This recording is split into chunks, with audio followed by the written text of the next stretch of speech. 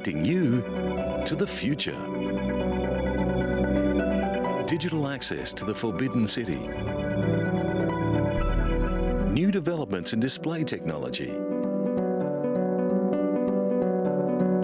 And the next step towards commercially available spaceflight.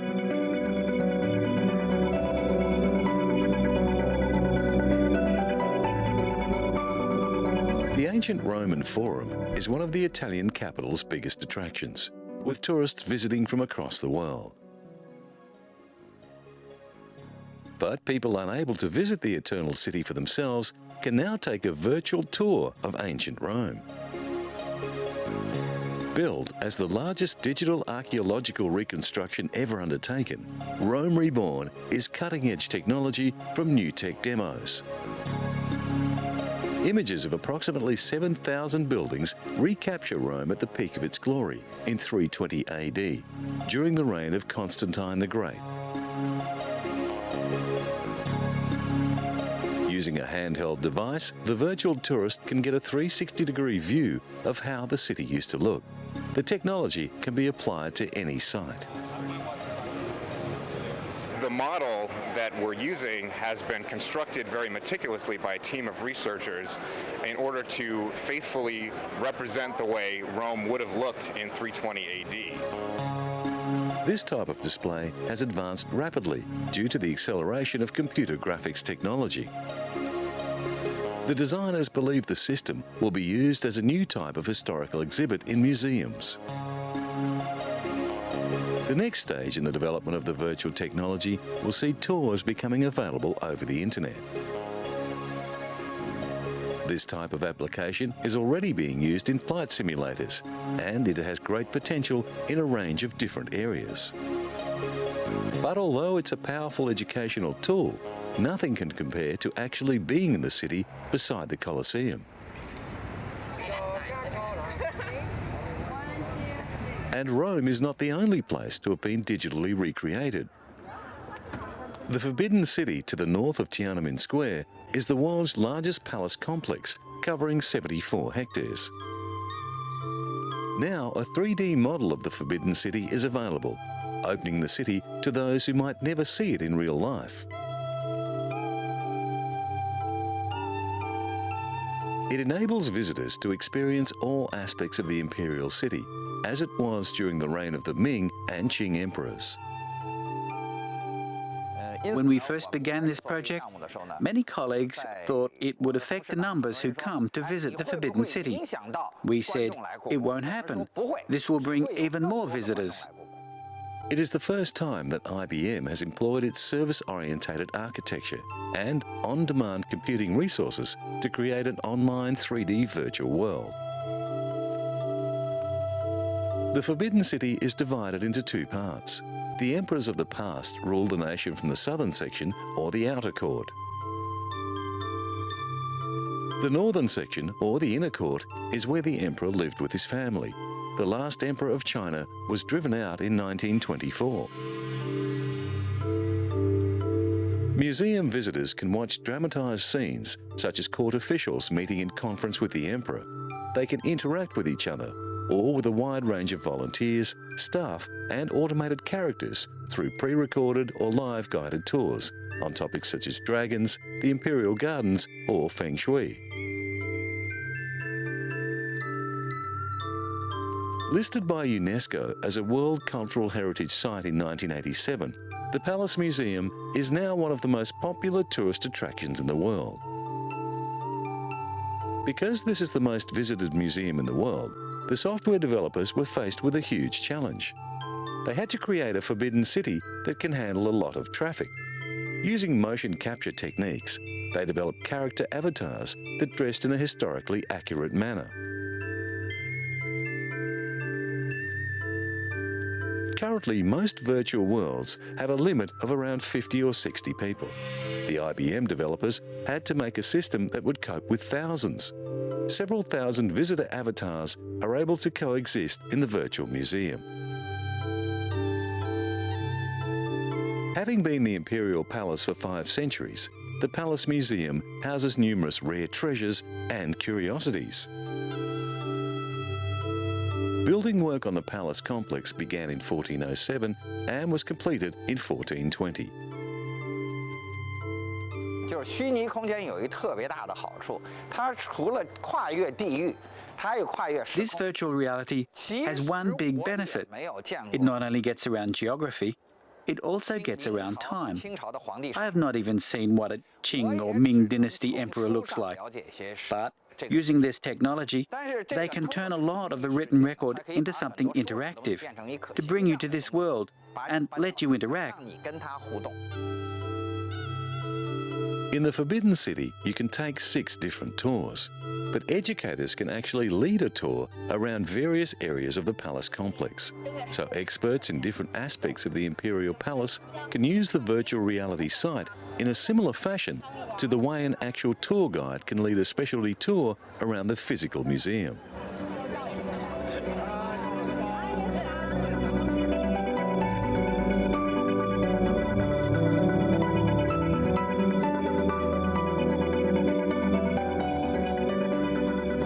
Iceland has abundant natural reservoirs of water and ice.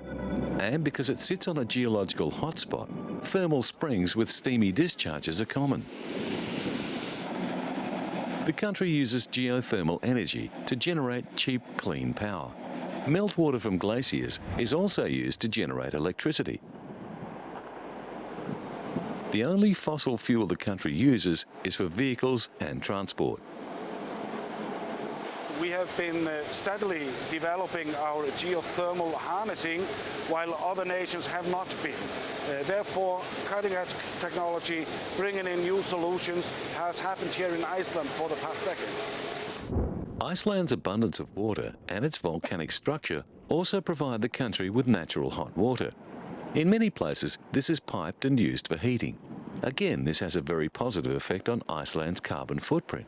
But experts are warning that the wasteful use of natural hot water could deplete the resource.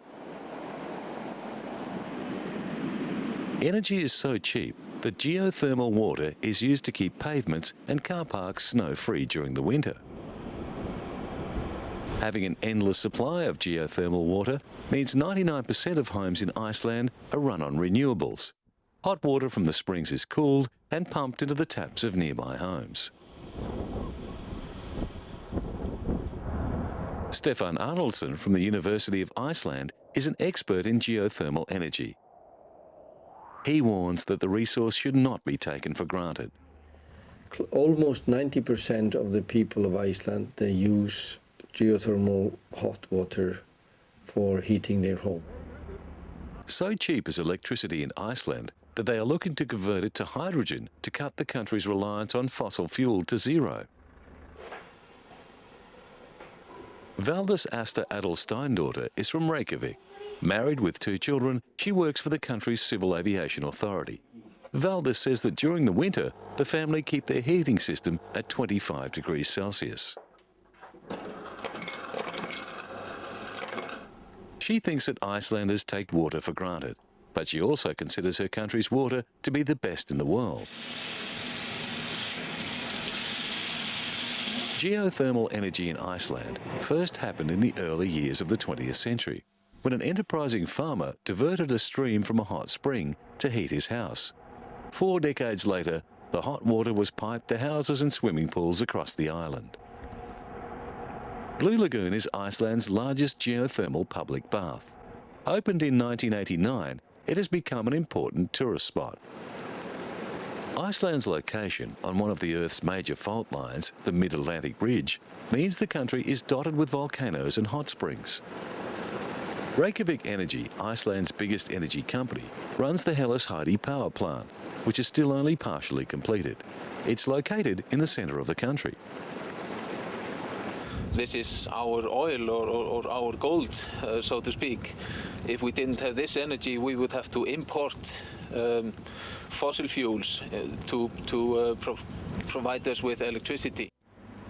But there are plenty of other uses for cheap power, and the aluminium industry, which uses huge amounts of electricity in its production smelters, is already taking advantage of Iceland's lower power tariffs. The 3 operating turbines of Hellas Heidi provide nearly half of Iceland's electricity. When completed, it will produce enough electricity to provide energy for the whole country.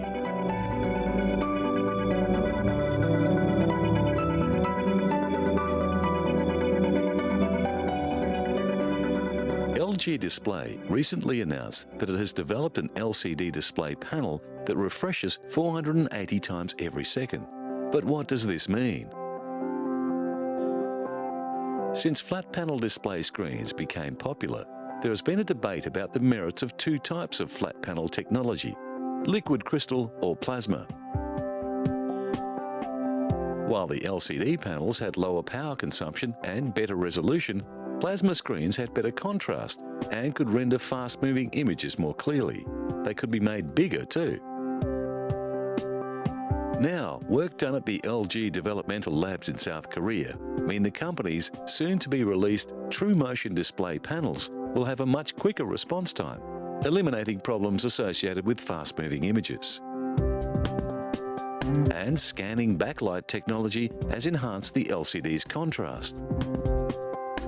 LG launched a range of new display screens at this year's Consumer Electronics Show in Las Vegas.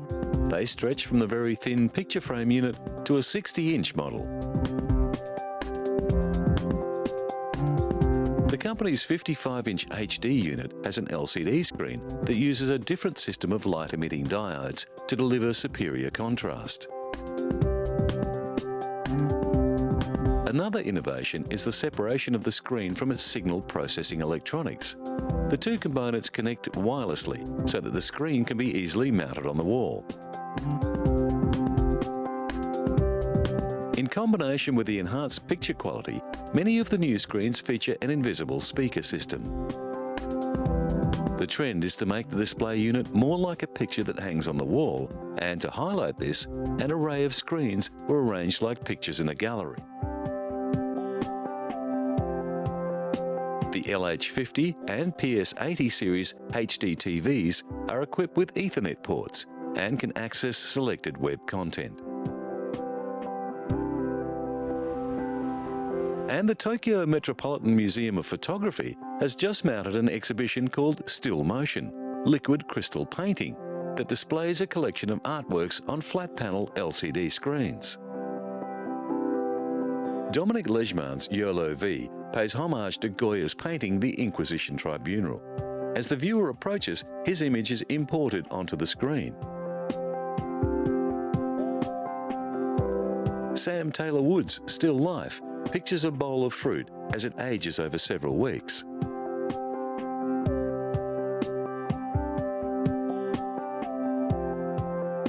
Yasumasa Morimura mimicked Vermeer's Girl with a Pearl Earring in his Vermeer study Looking Back by dressing up as the girl himself.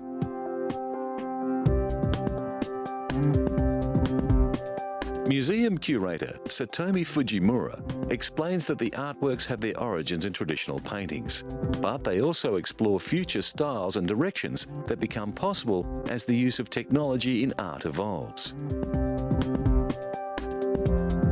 Hiroshu Senju's A Forest of Water appears like a traditional Japanese folding screen. Julian Opie's minimalist figures, the woman with evening dress and Kira with a pendant, smile at the viewer.